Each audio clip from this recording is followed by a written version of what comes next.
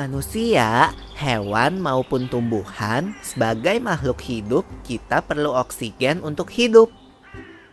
Waktu bernafas, kita mempunyai organ-organ yang bekerja sama dan membentuk sistem organ yang bekerja mengatur oksigen yang ada di lingkungan hidup sampai pada setiap sel yang kita butuhkan.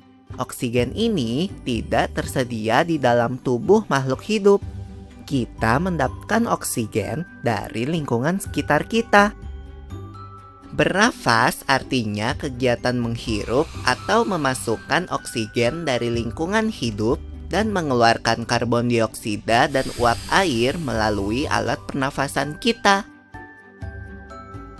Kali ini kita akan mempelajari lebih lanjut tentang organ-organ pernafasan manusia.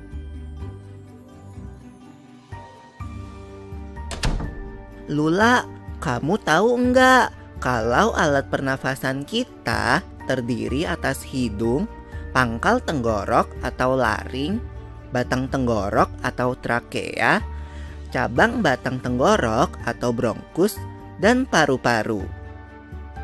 Iya, Pipo.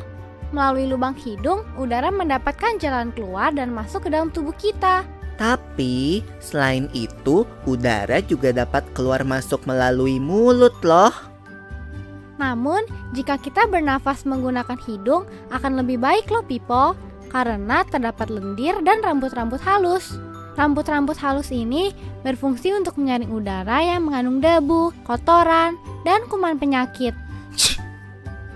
Benar sekali, Lula. Selaput lendir berfungsi untuk mengatur suhu udara yang akan masuk ke paru-paru dan mengatur kelembapan udara agar sesuai dengan kelembapan tubuh. Hidung juga jalur yang langsung terhubung dengan alat pernafasan berikutnya, yaitu tenggorokan. Tenggorokan merupakan alat pernafasan manusia yang kedua.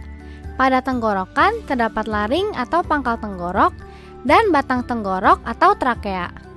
Pada bagian dalam dinding batang tenggorok terdapat selaput lendir dan rambut-rambut halus yang selalu bergetar yang berfungsi menghalangi benda-benda asing yang akan masuk ke paru-paru. Pernahkah kalian tersedak? Kamu pernah enggak, Lula? Pernah banget, Pipo. Itu kenapa ya, by the way? Tersedak merupakan gerak refleks untuk mengeluarkan kembali benda atau makanan yang masuk ke saluran pernafasan. Oh, aku tahu. Gerak refleks adalah gerak cepat dan otomatis yang menanggapi rangsangan dari luar organ kan? Iya, Lula. Kemudian pangkal tenggorok yang disebut juga laring menghubungkan hidung dengan batang tenggorok atau yang biasa disebut trakea.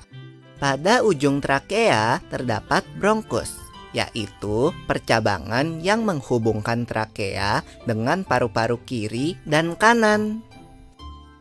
Paru-paru terletaknya di dalam rongga dada kan, Pipo? Jika kita menghirup udara, maka udara masuk ke paru-paru. Lalu kemana lagi ya? Melalui bronkus menuju cabang dari bronkus yang disebut bronkiolus dan berujung pada gelembung paru-paru yang juga disebut dengan alveolus. Pada alveolus ini kan yang terdapat pembuluh darah, di mana terjadi pertukaran gas oksigen dengan karbon dioksida.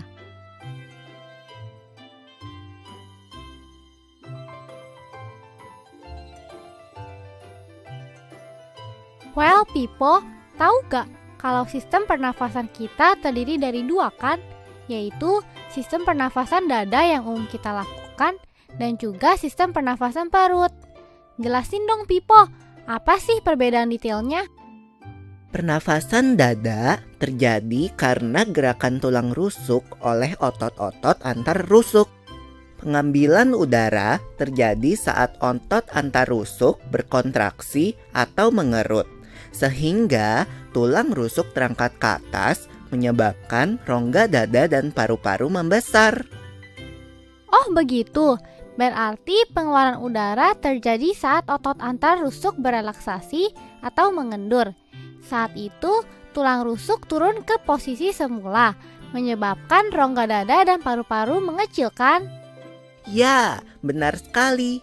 Lalu menurut kamu, bagaimana dengan pernafasan perut kita, Lula? Aku belum yakin banget sih, Pipo. Jelasin dong. Pernafasan perut terjadi karena gerakan otot diafragma, yaitu sekat yang membatasi antara rongga dada dan rongga perut. Pengambilan udara terjadi saat otot diafragma berkontraksi. Posisi diafragma mendatar menyebabkan rongga dada dan paru-paru membesar. Berarti pengeluaran udara terjadi saat otot diafragma berelaksasi. Posisi diafragma melengkung ke atas, lalu menyebabkan rongga dada dan paru-paru mengecil. You're right, Lula. Lalu, gimana kalau kita sesak nafas karena banyak asap? Itu akan kita bahas lagi dalam video.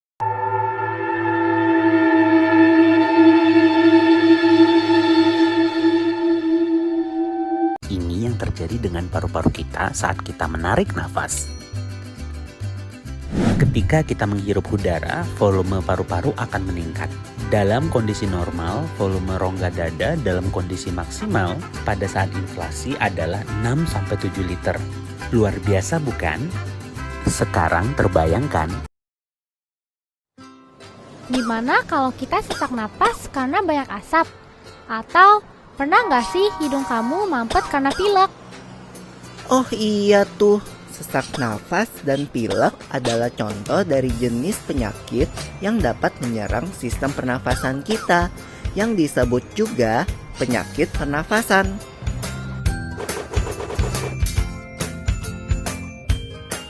Kalau penyakit pernafasan, itu kan ada influenza, TBC, apalagi ya?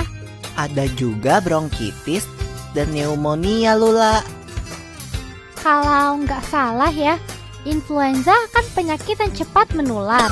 Ciri-cirinya sakit kepala, rasa ngilu pada sendi, demam, sering bersin, batuk, pilek, dan kadang disertai muntah. Ya, jika kita terserang influenza, minum obat, banyak istirahat, dan periksa ke dokter. Kata ibuku, dapat dicegah juga dengan minum air hangat, beristirahat, dan minum vitamin C. Lalu, hati yang gembira juga bisa jadi obat yang mujarab loh. Wah, mantap! Tapi beda loh dengan flu burung. Flu burung disebabkan oleh virus yang hidup di saluran pencernaan unggas seperti ayam. Jika masuk ke tubuh manusia, bisa menyebabkan penyakit yang parah. Iya, virus ini menular ke kita kalau bersentuhan langsung dengan unggas yang terinfeksi, atau kita menghirup udara yang berasal dari kotoran unggas yang mengering dan terbawa angin. Bronkitis merupakan peradangan pada bronkus yang bermula di dada atau mengikuti flu yang menyebar di dada. Awalnya timbul rasa sakit di dada disertai batuk dan kadang suhu tubuh tinggi. Pasti kalau perokok lebih mudah terkena bronkitis. Iya, Lula. Nah, kalau pneumonia adalah radang paru-paru akut yang menyerang tiba-tiba dan cepat menjadi parah. Penyakit ini terjadi setelah penderita terkena campak, influenza, dan bronkitis. Lalu, bagaimana dengan TBC? Kamu tahu nggak, Lula? TBC atau tuberkulosis itu penyakit menular kan? Jadi penderitanya harus dikarantina. Kita nggak boleh dekat-dekat, apalagi anak kecil. Bernafas adalah kebutuhan utama setiap makhluk hidup. Jadi, kita harus menjaga kesehatan alat pernafasan kita. Ya, seperti mengurangi pencemaran udara di lingkungan sekitar, tidak merokok dan tidak sering berada di lingkungan perokok. Jangan lupa pakai sapu tangan atau tisu untuk menutupi hidung dan mulut saat bersin atau batuk. Lalu, tingkatkan daya tahan tubuh kita dengan makan makanan bergizi, istirahat, dan berolahraga teratur. Oh, aku rasa aku mengerti sekarang. Kalau pernafasan hewan, gimana, Pipo? Nah, itu akan kita